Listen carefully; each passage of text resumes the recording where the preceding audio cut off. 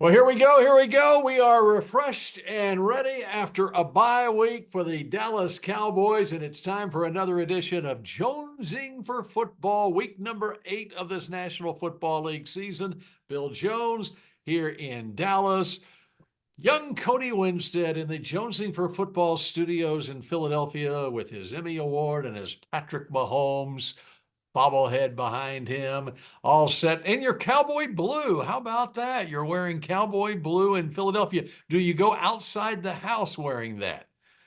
Rarely, I will say that. But yeah, this is in support of the Cowboys. They need a big win this week against the 49ers. So I'm trying to provide my support from the city of brotherly love. And how about this? We've got a full slate of games on week 8. The buys started hitting about a month ago, and then all of a sudden the NFL decided to let everybody play on this last weekend in October, and I love it. Philadelphia, by the way, playing at Cincinnati, and this weekend got kicked off on Thursday night in a very big way. How about the rejuvenation of Sean McVay's Los Angeles Rams as they defeat the Minnesota Vikings 30-20 on Thursday night? That's 2 wins in a span of 5 days. That Rams team was 1-4 last Saturday, and all of a sudden they are right in the hunt in the NFC West. Does this sound familiar, Bill Jones? Last year they were 3-6, and then they finished 10-7 and made the playoffs and almost made the second round of the playoffs, actually. So it seems like they're on a similar track as last year. And it does, one of our, we have many faithful listeners, of course, to Jonesing for Football, but one of our most faithful, in fact, I would say a charter member of the club on his elliptical right now is Babe Laufenberg. And what did Babe always say about picking games? If young Cody, if you're going to ask me who's going to win the game, you got to tell me who's going to play in the game, right? That's exactly right. And it's helpful when Cooper Kupp and Puka Nacua play in the games.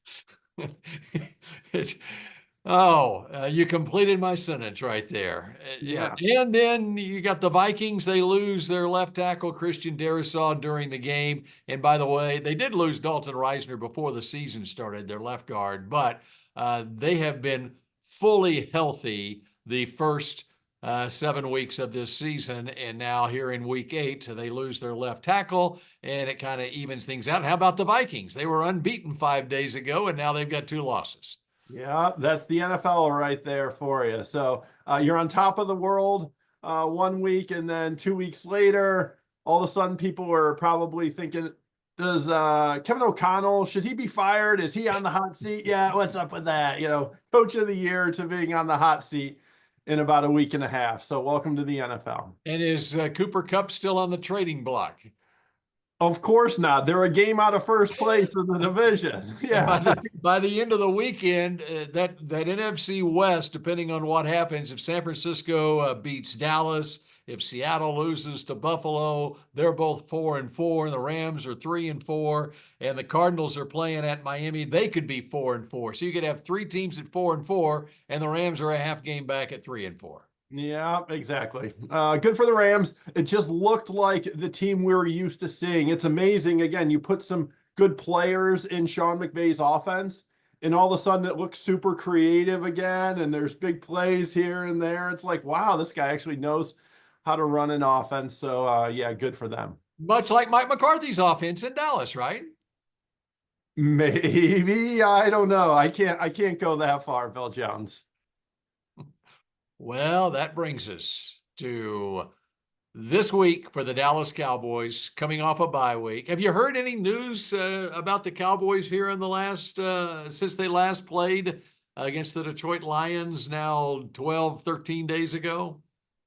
The only news I've heard, Bill Jones, is everybody's jumping off the ship. The ship is sinking, everyone's jumping off, and it's time to sell all your Cowboy stock. Do you agree with that? Are you selling, Bill Jones? Have you sold? And Jerry is firing radio hosts and radio DJs, let's say. And I will say this, because I'm out at the Star every single day, and I'm telling you, there are more tours coming through the Star in Frisco than ever before, it seems like to me this week. I don't know, maybe they've been lured out there by the ESPN article that the tours are available, and the distraction it is for all the players in the locker room and in the weight room having these tours go through as they're trying to bench press. Sure. Yeah, And even though they've won we have 12 it games a in year. our studio, in fact, where we've got tours that can look in to the TV studio. And it hasn't been a distraction so far for me.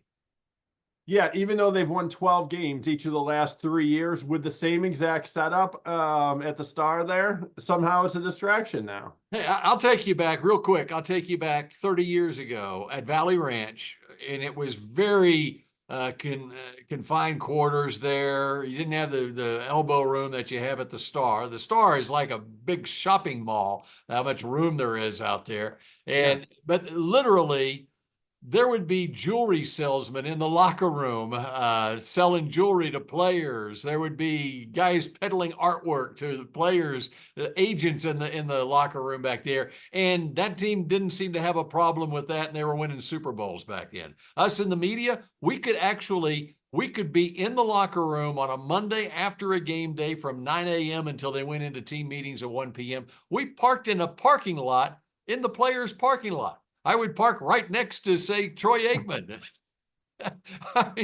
And these guys now are concerned about tours coming through as they're lifting weights. Oh, times have changed, Bill Jones. Yeah, guys are a little more sensitive these days, and priorities are a little bit different these days. That's for sure. All right. So what questions do you have for me about these Cowboys? All right. Well, hey, before we get to the Cowboys, and we're going to start with them as we always do, let's give our listeners a rundown of how the podcast is going to go for the day. We're going to start with the huge matchup. It's Cowboys-Niners. Bill Jones is going to solve Dallas's offensive issues. It's coming right up. Stick around for that. Then we'll do our must-watch game of the week. I'm talking about an NFC South battle. We got Pressures On is next, and we're ending with Who You Got, just like we have since the beginning of the season. But let's kick it off. Mr. Jones, it's one of the premier rivalries, not only in football, but all of sports. It's Cowboys-Niners. The entire country will be locked in. So what should they be watching for on Sunday Night Football? And by the way, I'd also would like to welcome in our viewers on CBS News Texas. We are streaming on CBS News Texas as usual this week. You can catch us every weekend here. And I want to add that young Cody here, your role on Coach, is it the sitcom Coach? Is that what you're on? It is not, even though that was a great show back in the day. Wasn't that Coach like the Minnesota? The Minnesota State, yeah. Minnesota State college football coach. Yeah, that's where Adam Thielen went to school, I think. I think you're right there. No, I am the producer of a show called Coach and a podcast called Coach with Bill Belichick and Matt Patricia and Michael Lombardi. And we are going on week 9 here. So we're 2 months in. We've had some good traction. Check us out on the socials, on YouTube. And there's going to be some news that I can provide even more ways to watch the show. Can't do it quite yet next week, but a lot of people will be watching the show very soon. It'll be on a network that we are all familiar with. That sounds like a tease that it might be streaming soon here on CBS News Texas. Oh, well, that'd be great. Yeah, I'll see what I can do about that. That would be fun. All right, to answer your question, though, Cowboys need a bounce back against the 49ers. And for that matter, the 49ers need a bounce back against the Cowboys, too. And the biggest story going into this game, as Babe Loffenberg, our loyal viewer and listener, will tell you, that who's going to play in the game is the most important thing of all. And as Jerry Jones said on his radio show earlier this week, it's going to be a game time decision, it looks like, on Micah Parsons, Deron Bland as well. And as we speak, 2 practices in this week. Micah has not been participating in practice. He's been with the rehab group off to the side. And Mike McCarthy said on Thursday that Saturday will be the critical day to see what Micah can do. And then on the flip side, And Eric Kendricks is another one who missed the Lions game. It was a big loss, but he has been limited in practice, has been practicing this week. I think he's going to be good to go, and they need him against the 49ers. And then on the flip side for the 49ers, of course, they lose Brandon Ayuk for the season with his torn ACL and MCL last week against Kansas City. Jawan Jennings, their third receiver, has a hip injury, not to go along with, of course, Christian McCaffrey, who hadn't played yet this season. And the big question is on Deebo Samuel coming off his bout with pneumonia. And they are hopeful that he'll be able to play on Sunday, although the Pro Football Doc on Twitter, Dr. David Chow, said that I saw he posted on Thursday that the likelihood of him being able to, coming off a bout with pneumonia and having fluid on his lungs, the likelihood of him playing a full slate of plays on Sunday night is very unlikely. He doesn't see him being able to play, let's say, 70 snaps in a football game on Sunday night that soon after having pneumonia. So there's in a nutshell, sort of what we're looking at from an injury standpoint. What about DaRon Bland? And DaRon Bland he was close 2 weeks ago.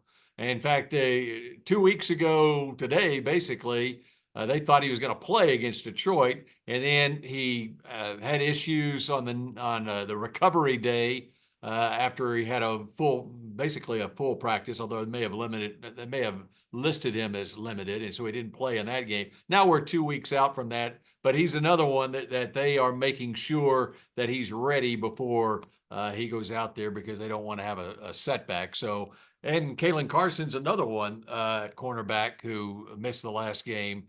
And so they've been depleted at cornerback. They're going to get them back. Whether they get them back Sunday night or not, we'll know on Sunday, according to Dr. Jerry Jones, not to be confused with Dr. David Chow. It's always good to get opinions of the experts, and both of those guys definitely experts when it comes to series. All right, here's the question I have, Bill Jones.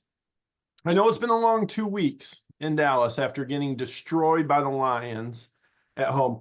Of all the issues that the Cowboys have on their team, and we know there are a ton, the biggest to me is the lack of big plays from the offense. I think once all the guys get back healthy on defense, I think the defense gets significantly better. But I don't know how they're going to come up with big plays from the offense. They are 25th in the league this year. The last 3 years, they've been top 10 each year. So what needs to happen for them to get back to that pace and let this offense kind of get rolling again going forward? My suggestion would be to go back to draft day and select Keon Coleman, who's averaging 20 yards a catch for the Buffalo Bills. What would you say about that? Put him alongside on the other side of the field opposite his cousin CD and see if this offense starts clicking. I don't think that's a terrible opinion, considering Tyler Guyton and Cooper Beebe haven't graded well at all as rookies. And I would take Cooper Beebe out of that equation because he's a third-round pick. But to your point, Tyler Guyton was the guy they took in the first round. Correct. And he is so green as far as even his experience, even playing tackle, much less left tackle. Talking with Mike McCarthy after we taped the coaches show, I mean, that's the biggest thing with Guyton, and it's huge for this game because Guyton is now healthy, and Guyton, just like he was in college the last couple of years at Oklahoma, he missed practices, would be bothered by some nagging injuries and so forth. Well, it kept him out of some practices in training camp. It kept him out of practices coming out of the Pittsburgh game after getting hurt in the Pittsburgh game. He was actually active against Detroit 2 weeks ago, and yet didn't play a snap in the game.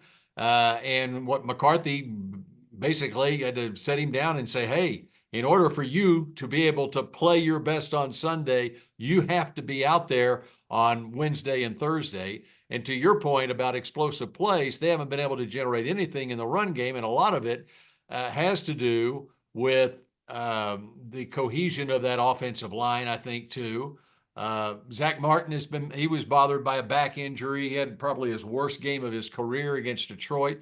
And I think a lot of it had to do with the fact that, most players wouldn't even be out there, and Zach Martin was out there with his bad back because they needed him, and so that that's been a huge issue because they're falling behind in games, and so that complementary football when your defense isn't stopping the other team either, and the other team knows you have to pass. And then they can pin their ears back and come after the quarterback. And the result is you don't have a lot of explosive plays. But that was my concern in the offseason was, you've got, and even coming out of last season, you lost one of your most explosive players in free agency. That was Tony Pollard, the running back. You didn't replace him with an explosive player. And so you got CeeDee Lamb, and then Cavante Turpin, if they use him at wide receiver, can be explosive, but they really don't have explosive players on their team. And so I think it's going to continue to be an issue.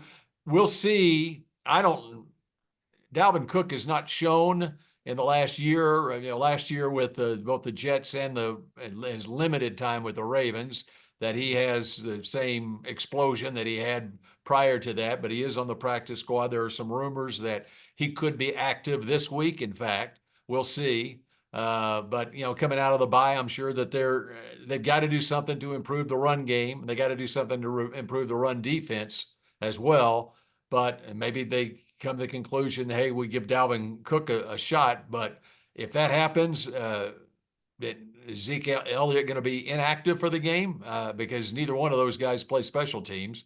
So it's going to be very interesting to see who even suits up at running back on Sunday night, I think. It's a good point. Cowboys last in the league in yards per carry. And that's 3.48. And I went through, just to give you an idea, Rico Dowdle, 4.2 yards per carry. The team is averaging 3.5 yards per carry. Zeke is at 3.0 and Deuce is at 2.9. So, yeah, they've got to figure that out. And I actually don't think that their run game has been terrible since the Giants game. Like, they've had some pretty good holes. Rico's looked pretty good. I think your point is they've been behind and haven't been able to stick to it. And hopefully, if the defense gets healthy, they can actually hang around in a first quarter and a second quarter where you can actually potentially run the ball in the second half. And that should make things easier on Dak. But I'm with you. I think Turpin needs the ball more. I think Rico needs the ball more on a team that lacks explosive weapons outside of CD. I think you're looking at Brandon Cooks, who has been injured. You're looking at Turpin, and you're looking at Rico Dowdle as kind of your best options for 20-plus yard plays. One more note on that, because we want to get to the games. But as I was watching on the bye week, as I was watching the early games last Sunday, I charted how many yards teams, the leading ball carriers, had for the teams that were ahead in the early games on Sunday. And just quickly off the top, Saquon Barkley had 10 carries for 79 yards at halftime of that game. And I decided to do it at halftime because at that point the game is still in jeopardy. And so you're not getting a whole bunch of carries in a blowout win or something like that, or in a blowout loss. And so I think it was more of a true measurement of what these teams' game plan was going into the game, how much the pass run variance was going to be. Jahmyr Gibbs against the Vikings had 8 carries for 84 yards and 2 touchdowns in the first half of the game. Joe Mixon against the Packers had 11 carries, 81 yards, 2 touchdowns in the first half of the game. Now and there's several more like that, but virtually every team that was ahead had 11, 12, 13 carries from their leading ball carrier at halftime of the game, with averaging 7, 8 yards a carry. Yep. Let me take you back to the Cowboys against Detroit. In the first half of that game, all their running backs combined for 8 carries for 14 yards. Against Pittsburgh, They had 8, and that was a good running game because they got the lead in the second half and they were able to run it in the second half. But at halftime of that game, they had 8 carries for 27 yards. Against the Giants, another game where they win. They were ahead at halftime 14-9. They had 6 carries for 19 yards. And then I'll take one more back. Baltimore, 9 carries for 26 yards. And then in contrast, first game of the season against Cleveland, they blew out the Browns. They had 15 carries for 73 yards in the first half of that game, and Zeke was the leading ball carrier, 8 carries for 35 yards in that game. So they have to make a concerted effort to run the football in the first half of these games, and I think Mike McCarthy knows that. I'm looking at the Cowboys leading rushers by games. 87 yards for Rico Dowdle is the most a Cowboys running back has run for all year. That was the Giants. But after that, 46 is the most any of the backs have gotten in any game. 46, 40, 32, and 30. You just rattled off 3 guys that had 70 or 80 yards at halftime, and the Cowboys have one guy who's done that one time in a full game this year. And by the way, they're playing a San Francisco team that has Brock Purdy at quarterback. Brock Purdy has run for 17 first downs in 7 games this season. Put that in perspective. He had 15 first down runs in 17 games last year. He already has 17 in 7 games this year. Even the 40, that should be our who you got this week. Who gets more rushing yards this week, Brock Purdy or the Cowboys? That's funny. By the way, Jordan Mason, second in the NFL in rushing yards without your lead back, Christian McCaffrey, one of the best in the game. Oh, yeah, no problem. We'll just throw in RB2, and he's the RB2 in the entire league for rushing yards. Do you want to discuss anything else about this game, Bill Jones, or you want to get into some must-watch? There might be some other stuff that come up here as we go along. I'm kind of Cowboys-centric this week. I've done a lot of studying on this game, and so we want to get into your categories, okay? Let's do it. Must-watch game of the week, Bill Jones. It is actually a good week for a lot of games. I think most would agree Cowboys-Niners is one of the must-watch games. What else do you have on your to-do list this weekend? Well, the must-watch game of the week would be, of course, the game on CBS in the late window at 3:25 Central Time on Sunday. And that, of course, would be the Chicago Bears playing the Washington Commanders, right? Yes, if both rookie quarterbacks play. Exactly. And so that's the game I want to pick. But Jaden Daniels, as of through Thursday, had not practiced, and they were going to try to get him out there maybe on Friday. And so, yeah, that will be very intriguing if Jaden Daniels plays in the game and is matched up against Caleb Williams, and it's a 4-2 Bears team playing at a 5-2 Washington team. Going to be a good game anyway because you got another Heisman Trophy winner at quarterback for the Commanders and Marcus Mariota, right? Yeah, I mean, Mariota, who has struggled over the last few years and multiple stops, looked really good. I watched him last week, and Cliff Kingsbury's doing a nice job. Obviously, Jaden Daniels is a great player, I think, but he is doing a nice job, and that's evidenced by just how easy Marcus Mariota made it look last week. So, but I'm going to go to another game because of the uncertain status of Jaden Daniels. I'm going to go with Buffalo at Seattle. Keon Coleman and the Buffalo Bills playing at the Seattle Seahawks. And actually, you got 16 games on the slate this week, but only 4 games match 2 teams with winning records. And so you got the Bills at 5-2, the Seahawks at 4-3. The Bills, and by the way, and Coleman had his best game last week, should have had or could have had a touchdown to go along with his 125 yards receiving. As I mentioned earlier, he's got 20 yards to catch, and that goes along with the fact that he coached up Amari Cooper to get his touchdown too. You saw that video, right? I did not, but I know if the Bills do anything good, somehow Keon had something to do with it. That's the truth. Well, Cooper lines up. Amari it's his first game. He just arrived 2 days earlier. He lines up in the slot on the left side, and Keon is wide. And you can see on the video at the pre-snap that Cooper had no idea what route he was supposed to run because Josh Allen checked out of the play. He audibles. And so Cooper looks at Keon with his hands up like, what do I do? And Keon motions that basically run a skinny post. Okay. And he runs a skinny post and scores a touchdown. And once again, it gets back to how smart Keon Coleman is. Here's a veteran, 11-year veteran, Amari Cooper, looking to the rookie like, what am I supposed to do? And he coached him up, and he scored his first touchdown as a Buffalo Bill. But the key on that is Keon needs Amari, and that's going to free up Keon to do some things. And he's going to reach his potential a lot quicker this way, I think.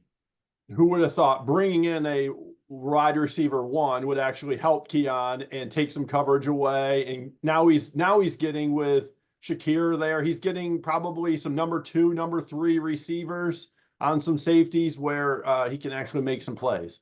But having said that, which team is the top passing team in the league? Is that Buffalo? That would be Geno Smith and the Seattle Seahawks. The Seattle Seahawks have the number 1 pass offense in the league, and Geno Smith has the most completions, the most attempts, and the most yards. He's passed for 1,985 yards this season already.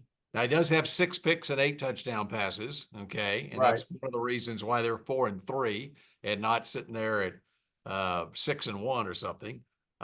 Meanwhile, Josh Allen has no picks and 12 touchdown passes. So there you go there.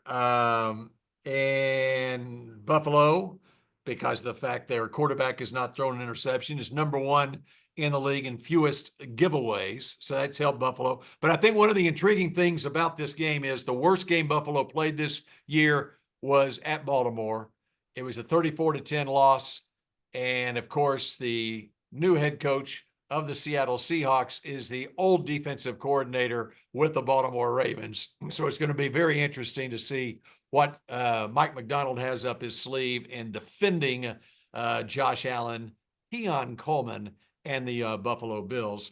And Seattle's coming off a big win on the road at Atlanta, 34-14 a week ago. Seattle was slumping. I think they'd lost 3 in a row prior to that. And it's a big game for Seattle in that bunched up NFC West.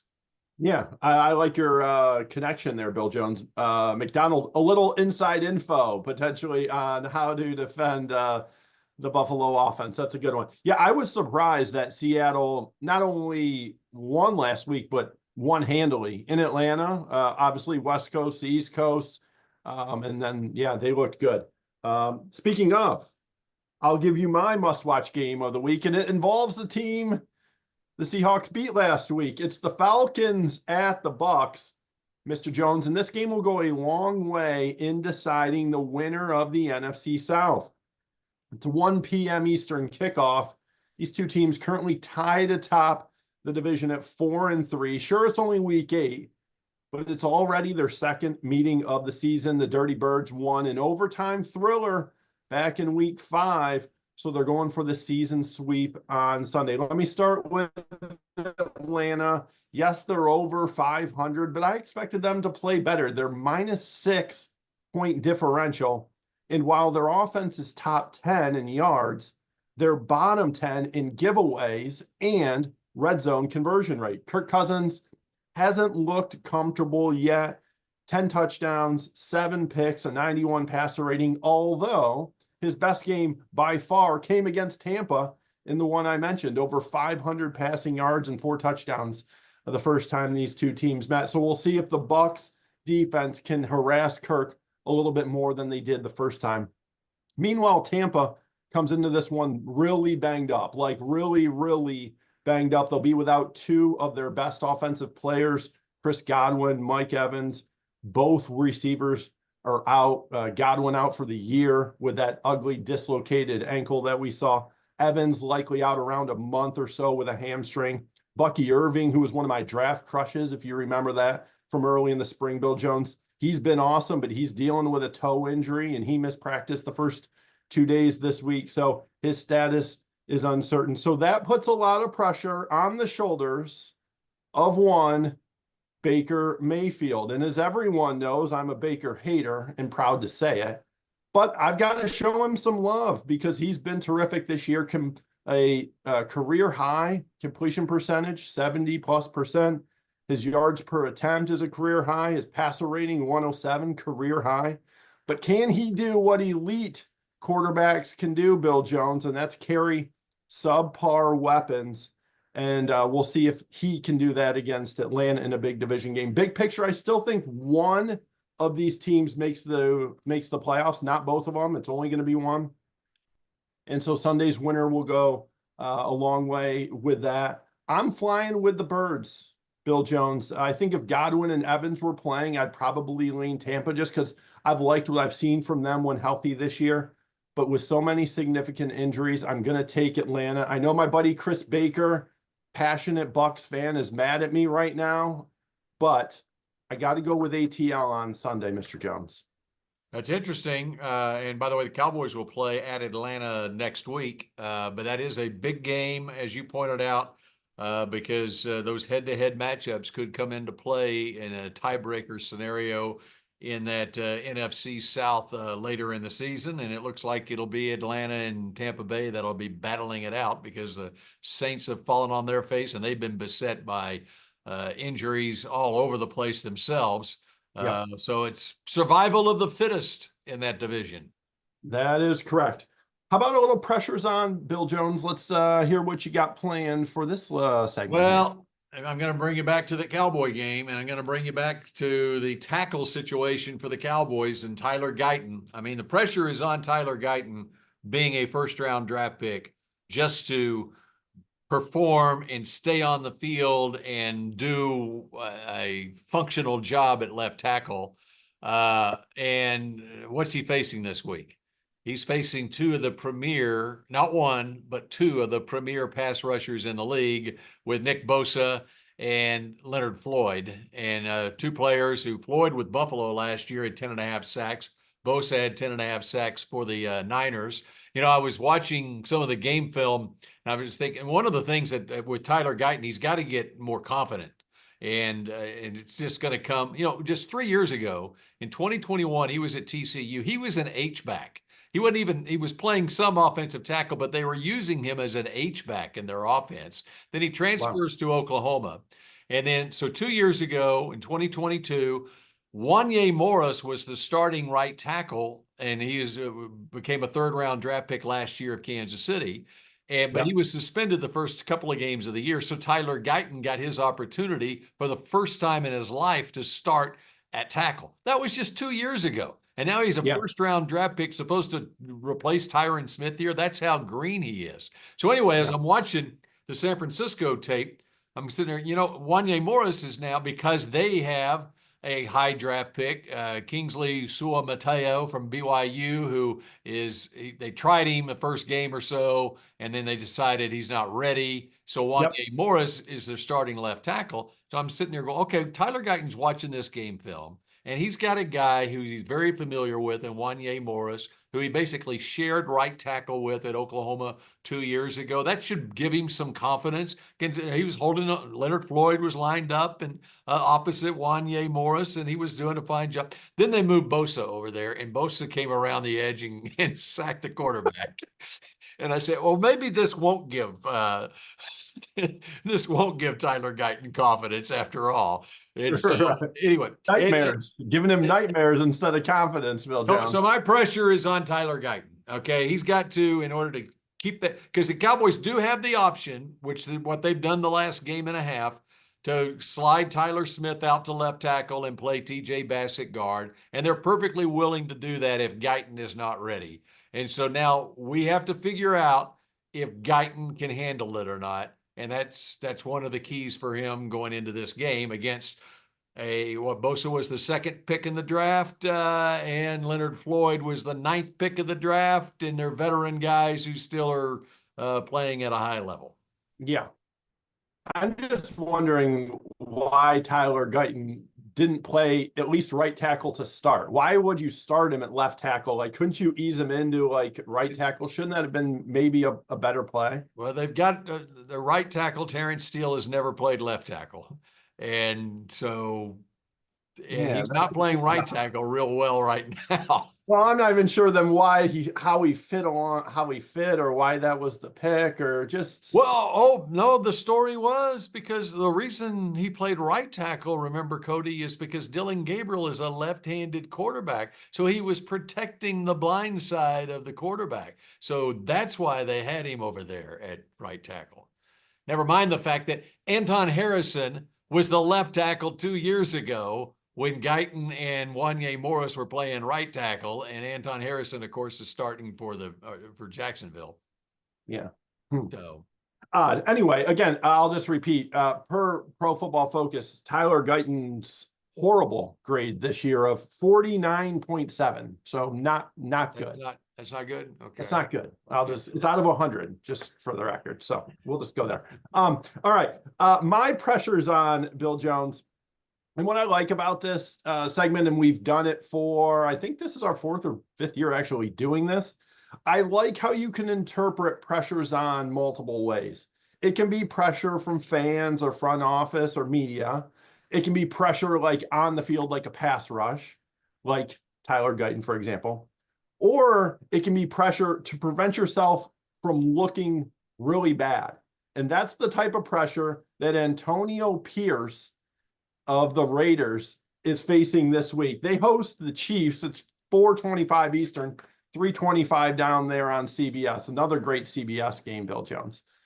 Let me take you back to the offseason. On Max Crosby's podcast, when Pierce said this about Patrick Mahomes, quote, "We've got the Jordan rules, and we've got, from what I'm calling, as long as I'm here, the Patrick Mahomes rules."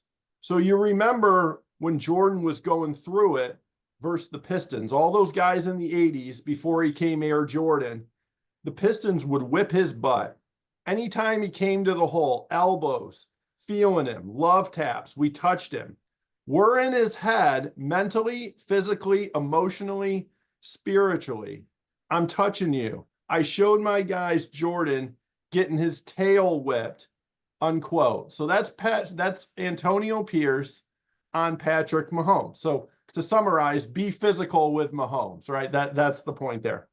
This also goes back to last year when the Raiders actually upset the Chiefs on Christmas Day. Well, since then, Vegas is 3-6. Meanwhile, Kansas City is 12-0, and they won the Super Bowl.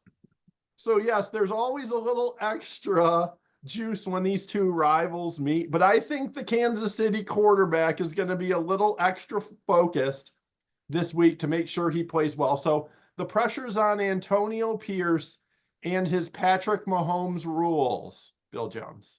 I love that. In fact, along those same lines, we saw the Raiders in preseason. The Cowboys played the Raiders, and the Raiders actually played their starters throughout almost all of the first half. I remember the game. And the Cowboys backups were kicking their butt. I remember. And I was Illinois, like, right? How in the world did the Ravens lose to the Raiders? That's what I want to know. Yeah, that question will never be answered. At home, as a matter of fact. Unbelievable. Second game of the season. It's September football, as Mike McCarthy would put it. But yeah, that is it's got to be, the Raiders have to be here's a couple of things. Raiders have to be a horrible team for CBS, even with Caleb Williams facing off against Jaden Daniels, for CBS not to take a Patrick Mahomes Chiefs versus Raiders game. The Raiders have to be really bad. Okay. That's true. Good point. And also think about the Rams. The Rams played the Raiders last Sunday. Okay. They beat them 20-15. They waited 4 days later to bring back Cooper Kupp and Puka Nacua to play on Thursday night. They knew they were fine against They were the Raiders fine against the without him. Raiders. They'll get their W there, and we just need them for the then unbeaten Minnesota Vikings on Thursday. Yeah. By the way, Mahomes 10-2 against the Raiders in his career. They're rivals. 30 touchdowns, 4 interceptions, 110 passer rating. Is that good? You think that's good? Yeah. I think so too. All right.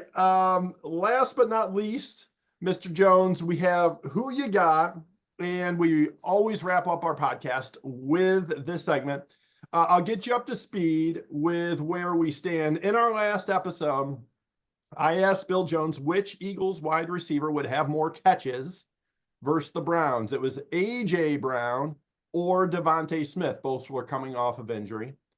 Mr. Jones, you said, yeah, you're right. You said Devontae, and that was incorrect. A.J. had 6 grabs, just 3 for Devontae Smith. So a loss for you there. You asked me a very complicated question. So here, give me 20 minutes to explain. No, just kidding. Which Oklahoma quarterback would play, quote, the best game in week 6? And the reason I asked that question was because I think there were 5 Oklahoma quarterbacks that were playing that week. There were. Starting. Yeah, Jalen Hurts, Caleb Williams, Kyler Murray, Spencer Rattler, Baker Mayfield. So those were my choices who would play the best game. So to help us rule which person played the best game, we recruited our friend and quarterback expert, Babe Laufenberg, to be the arbiter. And I took Jalen Hurts, and I was hoping Babe would do me a solid and take Jalen Hurts because he played pretty well. But Babe went with Caleb Williams, who actually had 4 touchdowns that week. So he played a pretty good game as well. So it's a loss for me. I'm not sure if Babe really understood the concept of what you're asking. I think he would have done you a solid if he would have understood that you could win if he said Jalen Hurts. I don't think I know. I tried to bold it when I texted it to him and italicize it, but I think he was flew right over his head. He was actually looking for which quarterback played the best. So that's fair enough. So Bill, you still lead the season series. It's 3-1. And I would like to ask you my question of the week for Who You Got. I'm going back to the well once again. The Eagles receiver. You took the loss last week, so I'm going back. It's Eagles at Bengals. You mentioned it. 2 great wide receivers in this one, A.J. Brown and Jamar Chase, both top 3 in receiving yards per game this season. A.J. at 108, Jamar at 89. I'm giving you the stats. So which wideout will have more yards on Sunday, Brown or Chase?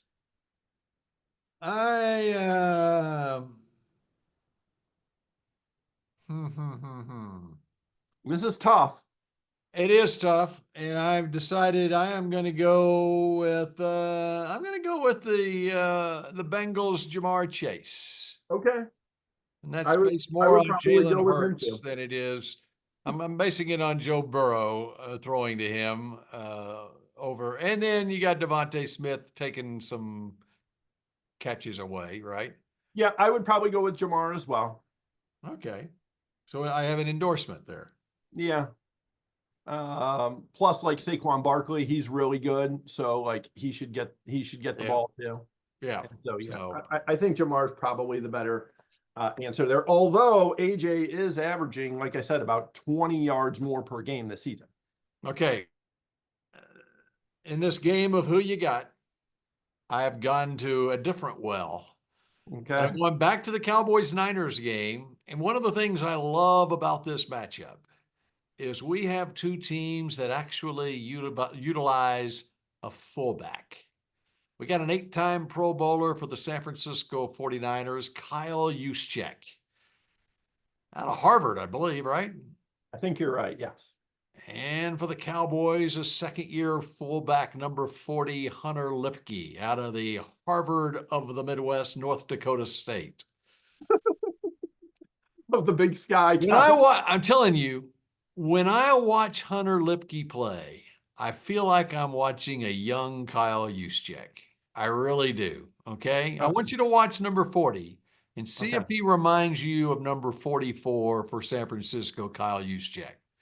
And he's playing 25, 30 snaps a game now for the Cowboys. Yeah, Well, I know. My Juszczyk gets issue, about 40 snaps a game for San Francisco. correct. Yeah, my issue is Luepke basically plays running back, because if he's in most of the time, he's the running back, and Rico Dowdle's not in, or Zeke's not in. Well, I think that's been more to protect the quarterback. I know. My point is, Juszczyk plays with a running back. They're both on the field at the same time. But if you look, it's interesting. The reason I love this matchup too, because it harkens back to the Cowboys-Niners teams of the 90s. Okay. And when these two teams were both competing to go to the Super Bowl and win the Super Bowl, you had Daryl Moose Johnston for the Cowboys, and you had Big Tom Rathman for the 49ers. In fact, in the final segment of the Mike McCarthy show, I usually do like an unsung star of the week. And since the Cowboys didn't have any unsung stars last week, I had to come up with something. Okay. So I came up with the unsung position of the week, fullback. And McCarthy, he said, "Oh, this is the best segment I've done." And he just loved it. He ate it up. But it is interesting. If you look at Juszczyk's career stats and compare him to Daryl Johnston, very similar in an era now, because Daryl Johnston, he had a couple of seasons where he had 50 catches, and they used the fullback a lot more 30 years ago. Rathman, he was off the charts with over 2,000 yards rushing in his career and over 2,600 yards receiving, 320 catches in his career. But Daryl Johnston had 294 catches in his career. He totaled 22 touchdowns. Juszczyk is at 272 catches. He's just 22 behind Moose right now, and he has 22 touchdowns in his career as well. And then you got Hunter Luepke right now this season. He's got 7 catches for 91 yards, 13 yards a catch, and 4 carries for 14 yards. And that's typical of how you use fullbacks these days. But one thing that McCarthy said to me today, if you go back, go look, our winning plays, usually Hunter Luepke is on the field. He loves him. And so anyway, that's all the setup for you to tell me who you got. And we'll put it this way. I don't want to do just yards. Let's do fantasy points. So you get credit if they catch a pass. You get credit if they score a touchdown. We'll do a PPR league, points per reception. And whichever of the two fullbacks, Juszczyk or Luepke, have the most fantasy points, then you are the victor. Now, who are you going with? Who you got? Okay. I've thought long and hard about this, Bill Jones. Actually, about 30 minutes since you texted me what my question was. I'm going with Juszczyk for a couple reasons. Number one, he gets twice as many snaps as Luepke per game, so that's just going to start me off there. The other thing is, I think Brock Purdy is going to be very careful with the football. And right now he's 3rd in the league in giveaways, Brock Purdy. And I think Kyle Shanahan knows if Brock Purdy protects the ball and they don't give it to the Cowboys, they're going to win the game. So I'm looking for Purdy, instead of forcing the ball down the field, if he has to check it down to Jordan Mason, if he has to check it down to Juszczyk, I expect there to be plenty of those. And so for that case, I'm not sure if he's going to score or not, but I think Juszczyk will have more fantasy points, more impact than Luepke on Sunday night. I like that. He did have a touchdown at Seattle a couple of weeks ago. Juszczyk did. I remember. Did you see that? His wife was there. Him and Kittle went up and high-fived their wives up there in the crowd. That was pretty cool. Yeah, it was. So I think it's that may be the most intriguing matchup of the weekend. What do you think? Juszczyk versus Luepke. No other football show will preview the fullback matchup. Although my good friend Michael Robinson, and I should tag him on this, old fullback for the Seattle Seahawks, won a Super Bowl with him. Mike Robb loves the fullback, so I should tag him so he gets a little fullback talk in this. And ask him who's going to have the better day. I should. Luepke. We'll see how knowledgeable he is about Hunter Luepke, who All right, okay, Juszczyk, he's got 8 Pro Bowls under his belt. Okay. He needs to be looking over his shoulder at this number 40 for the Cowboys because he's going to make a run at these Pro Bowls. Wow. Okay. I would take one. If Hunter Luepke made one Pro Bowl, I would be thrilled. Yeah, Moose Johnson. I think Moose Johnston, and by the way, Babe, of course, is the one who nicknamed Moose. I think That's cool. he was the one that got the fullback into the Pro Bowl. I think maybe not. Really? I could be wrong, but we'll go with it. Yeah, sounds good. Yeah. All right. I think that does it. I think that's all we can do for this week, right? Great show, Bill Jones. Always love hanging with you. I enjoyed the bye week. I'm rested. I'm relaxed. I'm ready to go. And now we're making a sprint towards the midway point of the season and into the playoffs. Can't wait. It's a sprint towards Thanksgiving right now. Oh, Thanksgiving is right out a month away, and so you gotta segment these. So this is the way we'll do it. We're segmenting the season. Okay, we got through the first quarter roughly. Now the second quarter is going to get us to Thanksgiving. Yep. Third quarter gets us to the college football playoff, right? And then the fourth quarter on into the postseason, right? Yeah, sure. It's college football playoff. Can't wait for that. Ohio State will be there. How about Oklahoma? Are they going to be in there? We're out of time on this edition of Jonesing for Football. We appreciate all of you joining us. Enjoy your football weekend, and we will see you again next week right here on Jonesing for Football. Love you, babe.